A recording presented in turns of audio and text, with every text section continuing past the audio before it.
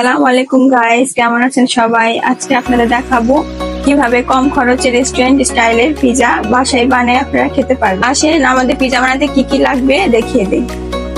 তো 12 ইঞ্চি পিজা বানানোর জন্য আমরা প্রথমেই ময়দা নিয়ে নিচ্ছি 1.5 কাপ। আপনারা আটা ময়দা যেটা ইউজ করতে চান করতে পারেন। তারপর সামান্য পরিমাণে লবণ লাগবে স্বাদ অনুযায়ী, আর এর সাথে আমরা দিয়ে দেবো ইস্ট। 2 চামচ আন্দাজে আমরা ইস্ট দিয়ে দেব। শুকনো উপকরণগুলো আমরা ভালোভাবে মিশিয়ে নেব। আমার মতো আমরা একটু তেল দিয়ে নেব, আমার মতো পানি দিয়ে দেব। এরপর ভালোভাবে এটা মিক্সড করে একটা ডো তৈরি করতে হবে। আমরা অল্প অল্প পানি দিয়ে ডোটা ভালোভাবে মিশিয়ে নেব, একসাথে বেশি পানি দেওয়া যাবে না। দেখেন আমাদের ডো একদম কমপ্লিট, বেশি নরমও না বেশি শক্তও না, মিডিয়াম। তো আমরা এই ডো উপরে একটু হালকা তেল ব্রাশ করে 1 থেকে 1.5 ঘন্টার জন্য রেস্টে রেখে দেবো ঢাকা দিয়ে। এবার ঢাকনা দিয়ে ঢেকে রাখবো 1 থেকে 1.5 ঘন্টার জন্য। A few moments later. দেখেন আমাদের ডো একদম সফট হয়ে গেছে, আর এই পিজার আর টপিংস গুলো সব রেডি করে ফেলেছি। আসেন আপনাদের সাথে শেয়ার করি। আপনারা ইচ্ছা মতো টপিংস নিতে পারেন পিজার জন্য। আমি এখানে সসেস নিয়েছি, মাশরুম নিয়েছি, চিকেন, বিফ দুটোটাই নিয়েছি। আপনারা চাইলে একটা দিয়েও করতে পারেন, চাইলে নাও দিতে পারেন, আপনাদের ইচ্ছা। সেটা এবার পিজা বানানো শুরু করি। আমরা হালকা করে তেল নিয়ে এটাতে ব্রাশ করে ফেলবো ভালো মতো। যেভাবে আপনারা বেলে একটু গোল করে নেবেন, তো এইভাবে আপনারা হাত দিয়ে চেপে চেপে ট্রেতে সেট করে নেবেন। এইভাবে কাঁটা চামচের সাহায্যে একটু ফুটা করে নেবেন, যেন ভিতরে ভাবটা বের হয়ে যায়, না হলে কিন্তু রুটি ফুলে উঠবে, টেস্ট লাগবে না। প্রথমেই আমরা টমেটো সস দিয়ে নেবেন। আপনারা চাইলে পিজা সস দিতে পারেন, আবার টমেটো সসই দিই।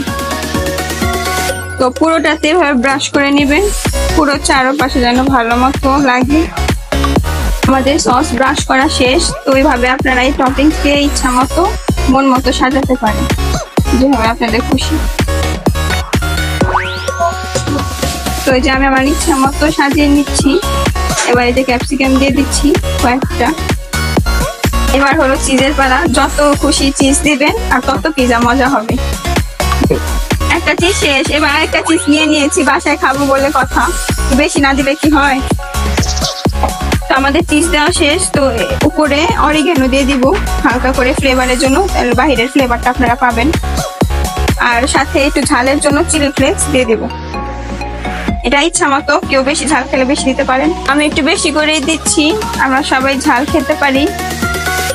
তো এবারে এটা আমরা ওভেনে দিয়ে দেবো। 5 মিনিটের জন্য 200 সেলসিয়াসে আমরা প্রি হিট করে নিয়েছি।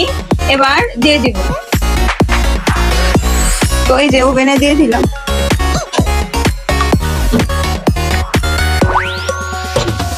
তো আমরা 200 সেলসিয়াসে উপরে নিচে হিটে দিয়ে এবার 10 মিনিটের জন্য ফার্স্টে বেক করে নেব। তো 10 মিনিট পর দেখা করছি। A few moments later.